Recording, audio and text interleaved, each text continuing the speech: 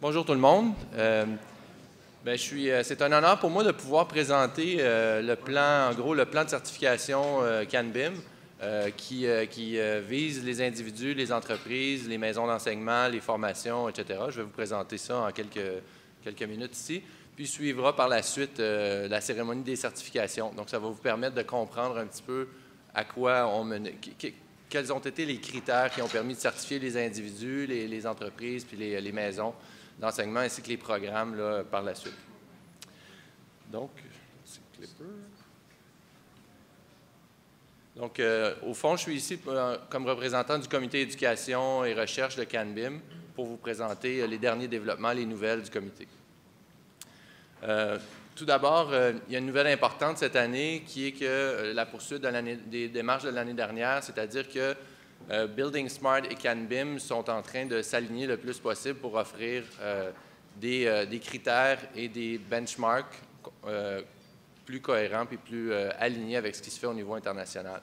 Donc, je vais vous parler ici du protocole d'entente qui rapproche les deux organisations ensemble.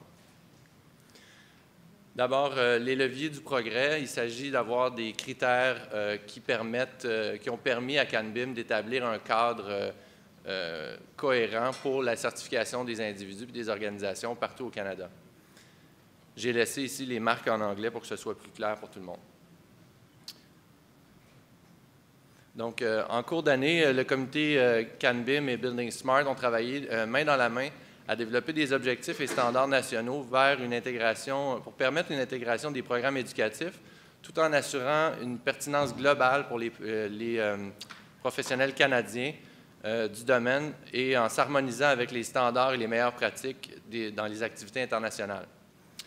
Tout d'abord, en fait, on a voulu, je vais cliquer sur, on parle de la certification des programmes également. Tout d'abord, on a voulu travailler ensemble de manière collaborative et volontaire pour s'assurer de mettre tous nos efforts pour atteindre un but commun de cohérence et de pertinence de la formation et des perfectionnements en BIM au Canada. Deuxièmement, on a développé également, l'objectif était de développer et soutenir les initiatives de formation au Canada en BIM en visant à établir des critères ou des benchmarks de référence pour l'enseignement supérieur. Troisièmement, cela visait aussi à assurer une pertinence des compétences enseignées dans les cours et programmes par rapport à la réalité de l'industrie qui est en perpétuelle évolution, ce qui est une tâche vraiment pas simple et qui demande de mettre à jour les programmes constamment. Quatrièmement et finalement, développer une série d'objectifs clairs que les deux organisations pourraient soutenir et endosser à l'unisson. Donc, dans le fond, l'idée, c'est d'avoir un cadre clair pour qui permette de définir des critères que les deux organisations puissent appuyer vraiment de manière harmonieuse et cohérente pour que ça réponde aux préoccupations des deux organisations, pour que ça devienne cohérent au niveau canadien, mais également au niveau international avec Building Smart International et les différents standards qui existent dans le monde. Donc, les programmes de certification CAN-BIM,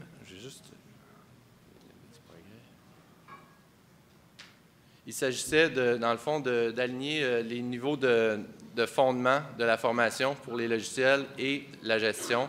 Ça, c'est arrivé dès 2015. Par la suite, il y a eu le programme de certification professionnelle de 2014 et la certification pour entreprise niveau 1 en 2016, puis également par la suite la certification pour entreprise niveau 2 qui est en développement en ce moment puis qui prend forme tranquillement. Je vais vous en parler dans quelques instants.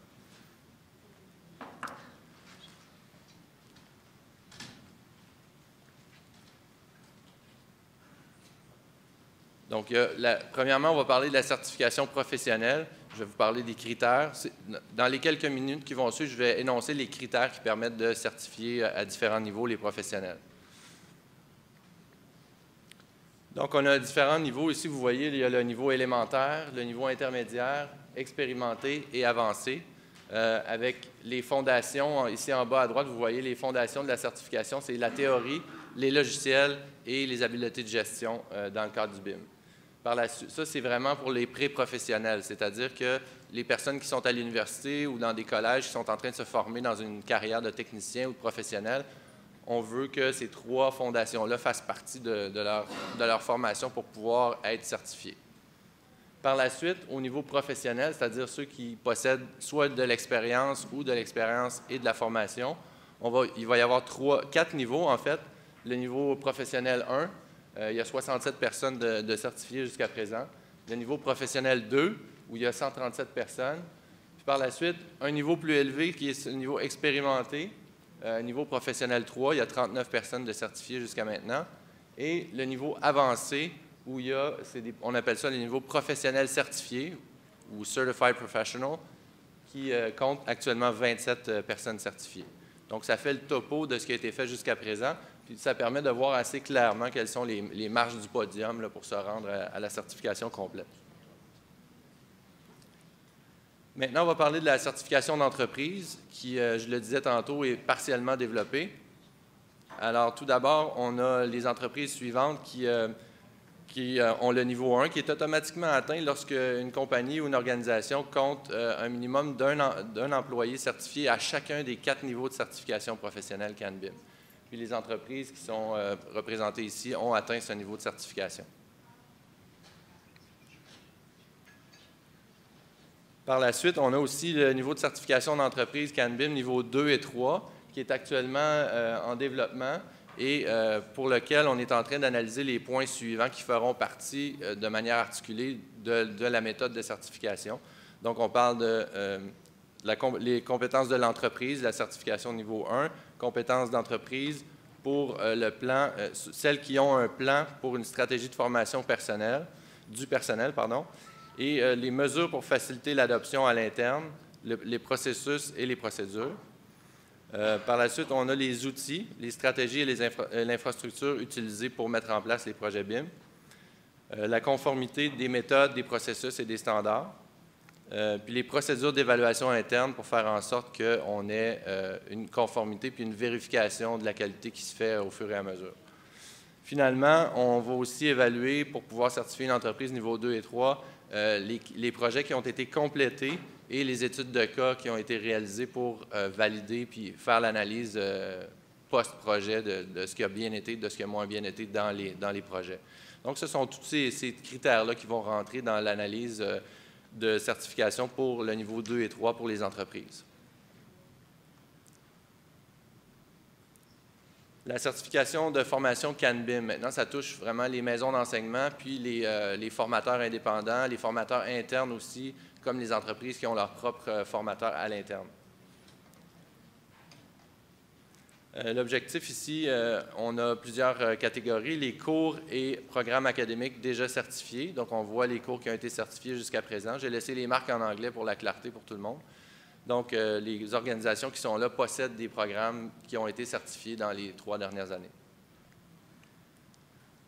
Par la suite, les cours et programmes académiques, les programmes qui sont, dans le fond, qui vont être certifiés de manière imminente très bientôt. L'évaluation est en cours. On a ces organisations-là qui sont en évaluation. Et par la suite, les fournisseurs de perfectionnement, soit à l'interne ou à l'externe. On dit in-house ou corporate training, les deux types d'organisations. Pour les fournisseurs externes, on parle de perfectionnement du domaine de l'architecture, de l'ingénierie, de la construction. Donc, ce sont les firmes privées qui donnent de la formation. Et pour les perfectionnements internes, on parle des entreprises d'architecture et de construction ou d'ingénierie qui ont leur propre programme de formation à l'interne. Les entreprises qui figurent ici ont déjà ce type de formation et sont en train d'être évaluées. Ont déjà été certifiées, par contre. Pardon. Finalement, il y a aussi les formateurs, les fournisseurs de perfectionnement internes et externes, donc qui vont être très bientôt certifiés. On parle des entreprises qui sont là, SNC Lavalin, etc. Donc, on voit qu'il y a plusieurs entreprises qui sont en train de préparer des programmes de formation qui vont permettre d'étendre ou de diffuser les compétences BIM à l'interne dans toutes les couches de l'entreprise. Finalement, le processus de demande, il y a différents processus de demande de certification pour fin de programme académique et perfectionnement. Donc, il y a 2 nouveautés qui sont annoncées cette année, c'est-à-dire qui sont basées sur les fondements BIM, les bases ou les assises du BIM, c'est-à-dire de faire une demande accélérée ou fast-track qui permet aux personnes qui sont en train de terminer un programme d'obtenir une certification très rapidement à la fin de leur programme pourvu qu'il se trouve dans un programme qui a déjà été certifié par CANBIM, évidemment. En même temps, ce qui est intéressant de considérer, c'est que les programmes de formation au Canada ont été systématiquement revus par CANBIM depuis quelques années. Donc, les certifications sont très à jour à ce niveau-là. Ça permet de procéder rapidement. Il y a également un cheminement intégré, ou en anglais, ils disent Integrated Pathway, qui veut dire, dans le fond, qu'on va faire une certification au fur et à mesure que la personne est en train de suivre son programme de formation. Si vous faites un bac, par exemple, en ingénierie de la construction, vous pouvez, les étudiants qui sont inscrits dans un programme certifié ont l'opportunité de compléter la formation académique pour obtenir leur certification au moment de leur graduation. Donc, ça permet d'encourager puis de faciliter la transition des diplômés au moment où ils arrivent sur le marché du travail. Ça permet également d'avoir une proposition qui présente un incitatif à suivre des cours certifiés par l'industrie, en plus de fournir des occasions à toutes ces personnes-là d'obtenir une reconnaissance rapide pour rencontrer les exigences et les attentes du milieu dès le début de leur carrière.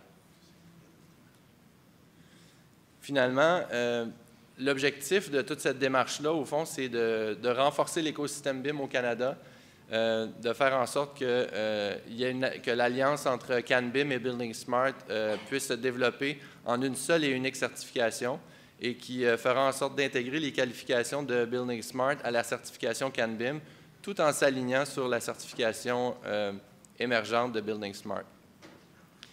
On souhaite profiter du succès de la structure des programmes mis en place par CANBIM pour intégrer les qualifications de Building Smart puis arriver à un modèle sans frontières permettant la réciprocité puis de la certification, de la reconnaissance entre les deux organisations, puis au niveau international également.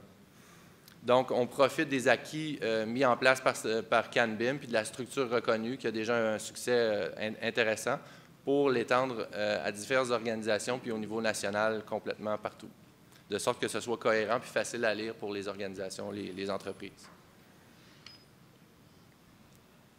Finalement, je vais céder la parole à M. Ferrari pour qu'il puisse procéder à la certification. Donc, je vous remercie, puis on va faire place maintenant aux gens qui ont reçu leur certification récemment.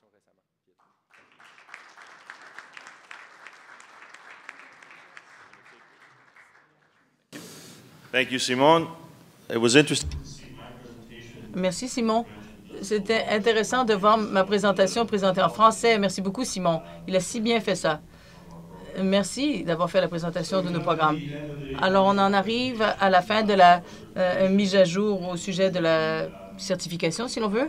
Et normalement, on termine cette rubrique en demandant à ces personnes qui sont dans la salle, qui ont reçu leur certificat, de se lever et venir le chercher. Alors, ce soir, nous avons une personne qui va représenter 2 certificats.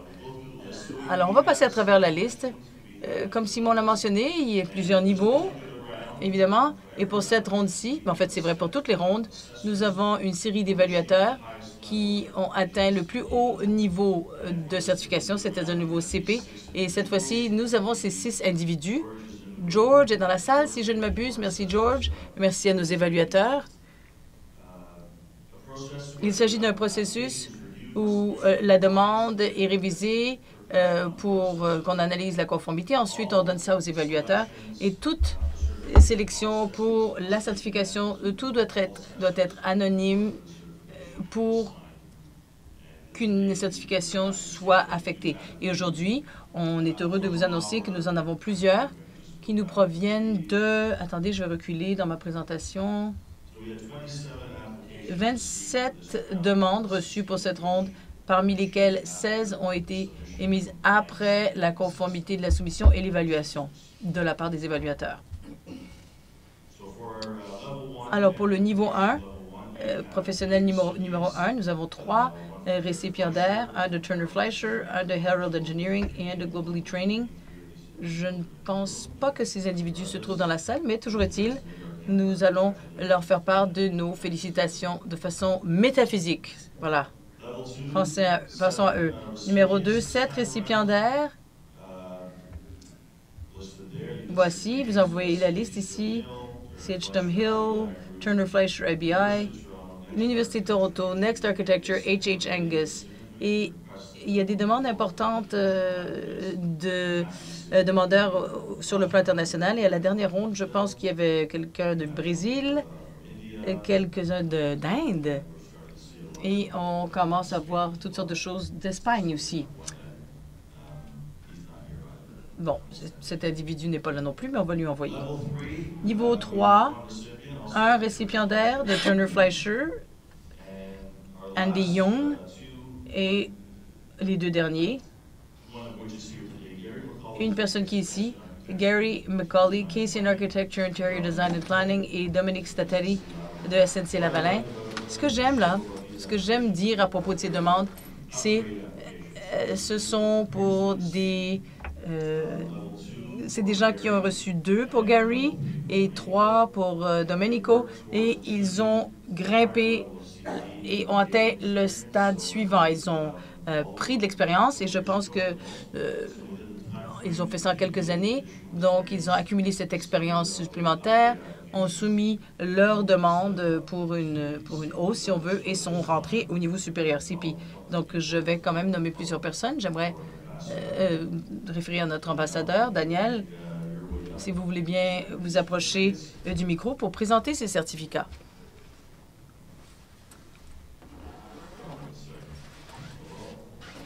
De ce côté-ci. Et donc, joignez-vous à moi pour accueillir Domenico Statelli, qui a atteint le niveau supérieur. Dominique, une ronde d'applaudissements.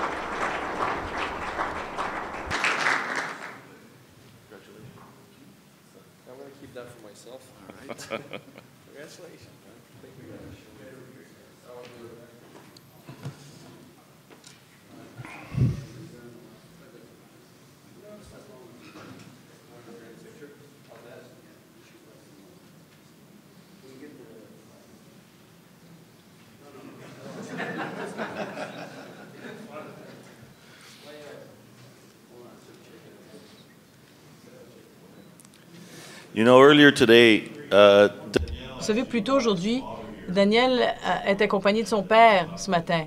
Et j'adressais la parole à son père, justement. Et il a dit que la petite fille de Daniel, qui a 5 ans, est aussi fou que Daniel. Imaginez un peu qu'est-ce que ça va devenir quand elle sera grande.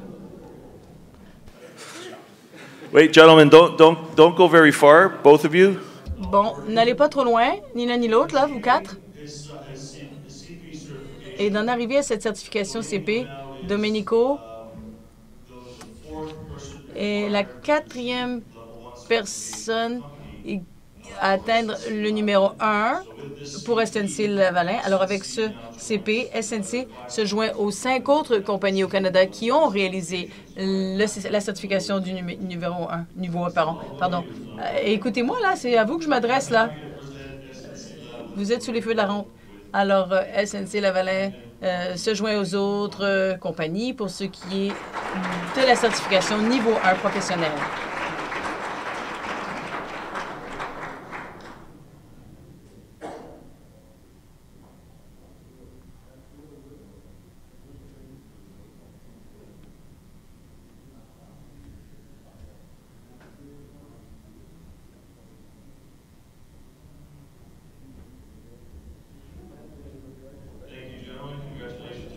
Merci. Félicitations encore.